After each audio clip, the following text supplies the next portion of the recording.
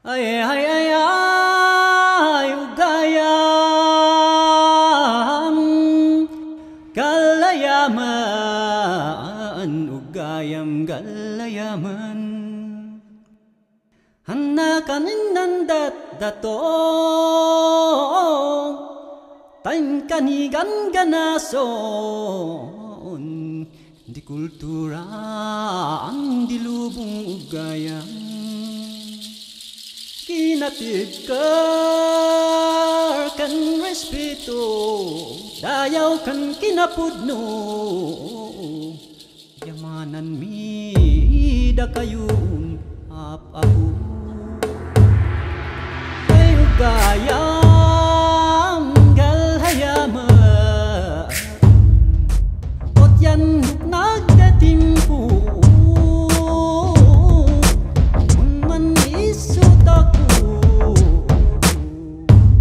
Sa kabila ng tuwid na daan ay pinangako ng Administrasyong Aquino, bakit nananatili pa rin ang panawagan sa kanayunan? Ano ba ang nakamit ng daang matuwid para sa ating mga magsasaka, maging sa agrikultura ng Pilipinas? Malaking bagay ang pagkakaisa ng mamamayang iisa lang ang panawagan. Walang kapalit ito sa pakikipag-ugnay ng mamamayan sa gobyerno. Malaki rin ang naitutulong nito sa pagpapaabot ng pangangailangan upang mabigyan ito ng tamang pansin at matugunan ng pamahalaan. Ngunit para sa ating mga kababayang Mindoreño, kakarampot lang ang nakikiisa sa mga kilusan, buhat ng nananaig na takot sa kanilang mga puso. Sa katunayan nga, nagdulot na rin ito ng malakas na kultura ng pagkakanya-kanya. Hanggang sa huling taon ng Administrasyong Aquino, ay nananatili pa rin ang panawagan mula sa mga kababayan nating magsasaka. Maraming panawagan na napagtagumpayan na ng sama-samang pagkilos. Daan ito para mabigyan ng tamang pansin at pagtugon ng pamahalaan ang mga isyung bumabagabag sa mga mamamayan. Ito ang nais makamtam ng pagkilos sa anumang sektor. Hindi na naiiba ang pagkakaisa ng mga magsasakang nagmula sa Occidental Mindoro. Ngunit, para saan nga ba at nagkakaisa ang mga magsasakang Mindoreño? Sa halos 600,000 ektaryang lawak nito, yaman ng Pilipinas ang probinsya ng Occidental Mindoro. Mula sa nagagandahang mga kabundukan, sa mga malaparaisong mga baybay dagat, hanggang sa luntiang mga kapatagan, walang dahilan para hindi mahalin ang probinsya. Kung langit sa paningin ng mga tanawin, lalong langit sa pakiramdam na makasama ang mga Mindoreño. Sa kabila ng hirap ng buhay, nariyan silang palaging nakangiti at panay ang tawa. Langit sa pakiramdam na makita ang kanilang mga ngiti at napakinggan ang kanilang halakhak. Subalit kung makikita natin ang nasa likod ng ngiting ito, langit pa rin ba?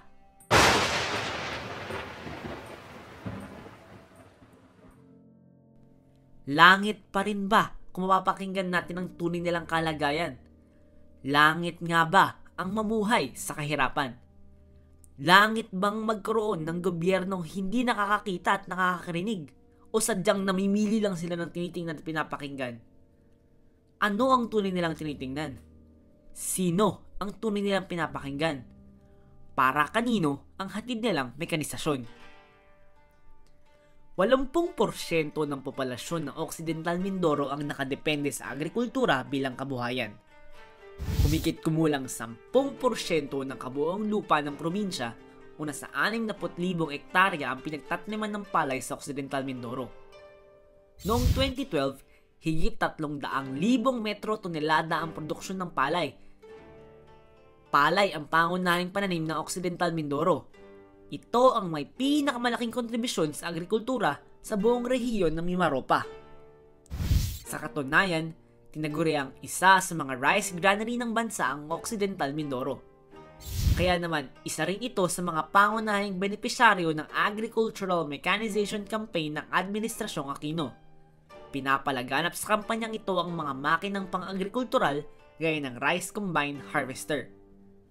Noong 2010, nagsimulang dumating sa Occidental Mindoro ang mga Rice Combine Harvester. Imported lahat ng harvester na pumapasok sa probinsya. Galing pa sa China at Japan ang karamihan sa mga ito. Tumataginting na 1,500,000 piso ang presyo ng isang harvester. Kaya naman ang karaniwang nagmamay-ari nito ay tanging may mga pera lamang at mga Panginoong may lupa. Sa paglipas ng mga taon, dumami ng dumami ang bilang ng mga harvesters sa Occidental Mindoro. Malayang nakakapasok ang mga ito sa probinsya at tanging permit to operate lang ang kailangan ng mga may-ari para maging legal ang paggamit ng harvester. Matagal, masalimuot at nakakapagod. Ito ang paglalarawan sa proseso ng mano-manong pag-aani o paggapas kung tawagin ng mga Mindoreño. Una sa mga hakbang ng mano-manong pag-aani ang pagbubunot. Isa-isang bubunutin ng mga manggagawang bukid ng katawan ng mga tanim na palay mula sa lupa. Pangalawa naman ay ang pagbibigis. Bibigisin nito ang mga nabunot na tanim at itatali ng tumpok-tumpok para hindi kumalat. Ikatlo ay ang pagmamandala. Dito, pagsasama-samahin ang lahat ng tumpok, hahakutin at dadalin sa lugar kung saan naroon ang treasure. Pagkatapos, ipapasok na ang naaning palay sa treasure, ang makina na humihimay ng mga butil ng mga palay mula sa katawan ng pananim. Kapag nakuha na ang mga butil ng bigas, maaari na itong ibilad sa initan upang matuyo at saka isasako ng mano-mano ng mga manggagawa. Ngunit sa paglaganap ng harvester, hindi na kailangang bunutin isa-isa ang mga pananim at hindi na rin kailangang magbigkis o magmandala pa. Diretso na ito sa pagigiig o threshing na siyang unang ginagawa ng makina. Padadaanin lamang ang harvester sa mga hilera ng palay at ito na ang bahalang mag-iik, maglinis at magsako ng mga butil. Malaking tulong ang harvester sa mga magsasaka. Una, napapabilis nito ang proseso ng paggapas. Sa harvester, isang araw lang ay mailalagay na sa sako ang aning palay. Hindi katulad dun sa mano-mano na 3 araw bago maging nakalagay sa sako. Bago maging sako. Habol kasi sa panahon niya, pag may bagyong nabalitaan at nagpa-harvest ka, hindi na masisira yung palay mo. Paggapas kasi pag may bagyo, abutan talaga ng ulan. Sa panahon ng tag-ulan, may tatago agad nila ang kanilang mga ani at maiiwasan ang pagkalugi sa sirang palay. Ikalawa, ay mas nakakatipid ng mga magsasaka. Siyempre, pagka naghahanda ka ng lupa, ang di mo kakayanin, kukuha ka ng arawan na manggagawang bukid. Sa tulad ng pagtatanim ng palay, obligadong uupa ka ng mga manggagawang bukid para magtanim ng palay. Ang kalimitan dito ay kumukuha ng 20 manggagawang bukid para matapos taniman ang humigit kumulang sa 1 hektarya. Sa harvester, imbes na 20 manggagawa ang kukunin, 3 na lang ang kailangan. Isang taga-maneho, isang taga-sako ng mga butil, at isang taga-tahi ng mga napunong sako. Kung i-compare ko po doon sa nagpapagapa saka doon sa nagpapaharvester, medyo nakaano po kami sa harvester, nakatipid. Mayroon din pong tapon ang harvester, kaya lang kung minsan po palay na yung naano, hindi na rin mapulot talaga na ano. Ay minsan po talaga siguro hindi naman natin inaano yung mga tao. May natatapon po talaga doon sa gapas, lalo pat marami namumulot. Maganda sa isang magsasaka na mayroong harvester kasi nga kung kailangan iligpit ka agad yung palay, maililigpit siya, hindi maabutan ng ulan. Pero sa isang banda sa mga nakikiarawan, nawawala ng hanap buhay ang mga taong nakikiarawan lang. Lumalabas ngayon, hindi na yung mga maralitang magsasaka o maralitang manggagawang bukid ang manggagapas ngayon, kundi yung mayayaman na, yung may-ari ng harvester, manggagapas ngayon. Siyempre, kung sino yung mayayaman, siya yung may kakayanang bumili ng harvester. Milyon ang halaga ng harvester, di milyonaryo nakakabili ng harvester, sila na ngayon manggagapas, hindi na mga manggagawang bukid. Kumbaga malaki siyang epekto sa katulad namin na manggagawa na wala ka na rin mapagkakitaan. Yung dating siyempre nakikipag-arawan lang, wala na. Hindi na sila na makagapas, hindi na sila makapakyaw. Hindi makaarawan ng paggapas dahil siyempre harvester na nga nagagapas. Hindi makatampa. Pagdating ng gapasan, saglit lang, tapos na. 2 oras lang, yari na. Kawawa nga naman ngayon yung mga walang bukid na nakikiarawan lang. Siyempre wala na silang hanap buhay. Di tulad na may tracer noon. Ang mga taong nag-aarawan, nakikipagpagan lang. May kita. Ngayon wala na. Maraming trabaho yung tao sana kung nagagapas lang. Ay ngayon nung lumabas yung harvester, sa totoo lang, Ang daming naghirap. At kung hindi naman mawalan ng trabaho ang mga manggagawa, pagtitiisan naman nila ang kakarampot na sahod. Kapos lagi dahil sa dami ng pinapaaral. Sa pagtatanim, mababa rin talaga mababa rin talaga ang upa.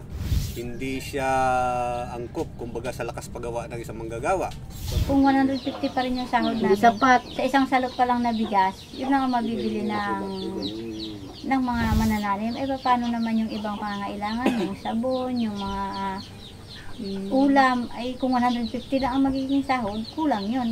Bumababa pa ng 120 piso ang sahod ng mga gawang bukid kapag sistemang tampa ang napagkasunduan. Ang sistemang tampa ay isang uri ng pag-cash advance kung saan makukuha na nila ang kanilang sahod bago pa sila magtrabaho. Ay, pag-ipit ka talaga, kumakapit ka talaga. Wala kang tanim, hindi pa nakasimula, almawa. Diba, July ang talok. Ang kuha ng tampa nun nasa buwan pa ng May.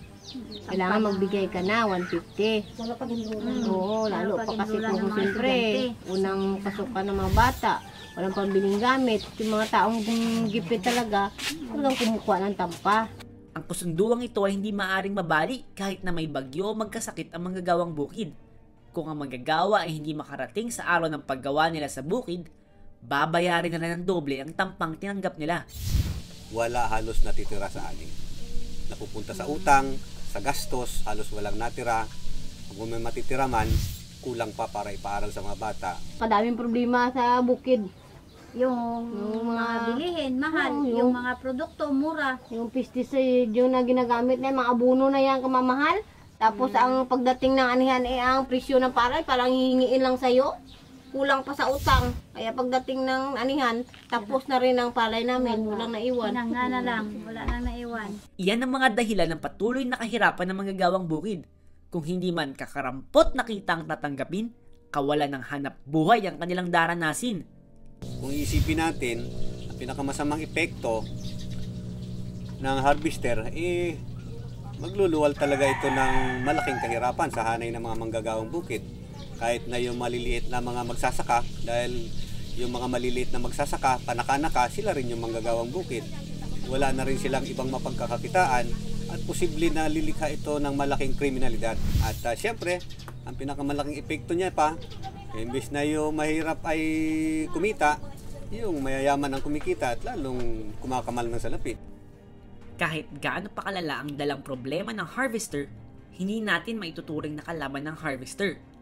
Ang mekanisasyon ay katuwang natin sa pag-unlad ng agrikultura ng Pilipinas. Ngunit porket ba may mekanisasyon, maunlad na agad ang sistema ng agrikultura? Ano ang balak gawin ng gobyerno sa mga manggagawang bukid na nawalan trabaho buhat ng kanilang dalang mekanisasyon? Lumalabas na wala kahit anong alternatibong kabuhayang ibinibigay ang gobyerno sa mga manggagawang bukid. At hindi lang dyan nagtatapos ang kabulukan ng sistema. Nagdurusa rin ng mga magsasaka sa patuloy nilang kawalan ng puhunan sa produksyon at sa hindi makatarungang sistema ng papautang. Halos tuwing cropping nangungutang. Dahil yung matitira nga sa'yo, kulang pang papaaral sa mga bata, sunod na cropping, mangutang ka uli. Kada anihan, napipilitang mangutang ang mga magsasaka ng 15 hanggang 25,000 piso sa mga private traders o sa mayayamang individual. Kadalasang umaabot ng 25 hanggang 100% ang interes na pautang ng mga private traders sa Occidental Mindoro. Ano na lang ang balak nilang itira sa mga magsasaka? May mga panahon na nagigipit at kailangan mo talaga mangutang. Lalo na kung bagsak ang ani mo ngayong cropping dahil sa kalamidad, nauobliga kang mangutang sa mataas na porsyento. Ang karamihan sa ngayon na nagpapautang di yung mayayaman na may mga trader, na mga bodega na namimili ng palay. Ang iba naman yung may mga harvester. Nagbibigay sila pa utang para masilyuhan nila na ang iyong palay ay hindi mo mapaharvest sa iba. Sa ngayon, ang umiiral na bilihan ng palay, kung ikukumpara natin sa mga pangunahing bilihin, ay napakababa. Ang NFA dito ay 1740. Pero sa labas o sa traders, pagka medyo may diferensya palay mo, binabarat lang nila, kinukuha nila ng mga 12 hanggang 15. 1740 pa rin, simula hanggang ngayon. Hindi man lang Sana, tinaas na lang man nila kahit abutin naman sana kahit 20 isang kilo. Pag in-pay kasi, masyadong mabagal ang proseso. Napakatagal bayaran, kaya nauobliga ka dahil sa pangangailangan mo na ibibenta mo sa trader. Matimbang man, hindi pa mabayaran dahil walang pondo. Baga, patay ng kabayo, wala pa dumating yung pera, yan ibibenta talaga namin sa trader. Mas maganda pa rin yung gapas talaga ng tao. Bukod sa parang natutulungan mo sila kasi karamihan sa kanila nag-aarawan, di ba? Ay magkukuha na yun ng tampas sa iyo, di ba? Nakikiusap, pambili raw ng bigas, gano'n. Dapat nga gawin ng gobyerno ay tulungan yung mga maliliit, mabigyan ng mga livelihood project, mabigyan ng tulong para naman hindi naman gaanong mahirapan. Wala pang dumarating na tulong dito sa mga programa ng maliliit. Mayroon dito yung sa DE, yung minsan may mga subsidy, bumibigyan sila ng pambinhi. Kaya para naman sa mga magsasaka yun. Ay yung mga walang saka, wala pa naman kaming na ng mga livelihood. Sana bigyan naman ng tamang presyo yung aming aning palay, produkto. Tsaka kunting bawas sana sa mga presyo ng mga abono, mga chemical na yan, mga pesticide na ginagamit namin sa bukid. Kasi yun ang mahal eh. Tapos pagdating ng anihan nga, yun nga ang presyo ng palay, mababa na. Talagang sinasakal kami ng mga traders na namimili. Para sa mga manggagawang bukid, malawakang kawalan ng trabaho ang idinulot ng mekanisasyon. At maski nakatanggap ng mga benepisyo ang mga magsasaka sa mekanisasyon, alipin pa rin sila sa huwad na sistema ng pagpaupa at pagkapautang. Bukod pa rito, napakataas ng presyo ng bigas at napakababa ng presyo ng palay. Kulang na kulang ang kanilang kita na inuwi para sa pamilya. Hanggang ngayon, patuloy pa rin ang pagtitiis ng mga magsasaka at manggagawang bukid sa kahirapan. Nakamit ba ng mekanisasyon ang hangarin nitong paunlarin ng buhay ng mga magsasaka at manggagawang bukid? O buhay lang ng mga may-ari ng makina at Panginoong may lupa ang pinaunlad nito? Para kanino nga ba ulit ang mekanisasyon? Mula noon hanggang ngayon ay patuloy na kumikilos ang mga magsasaka at manggagawang bukid upang gawing tama ang huwad na sistema at gawing tuwid ang baluktot na daan. Patuloy ang kanilang pagkakaisa at sama-samang pagkilos para isulong at ipaglaban ng kanilang mga karapatan. Sana maabot sa dapat paabutan yung ating hinaing. Dahil pag tumagal pa yung patuloy na pagdami ng harvester dito, marami na lalong kahirapan ang abutin ng mga maralitang magsasaka at mga manggagawang bukid.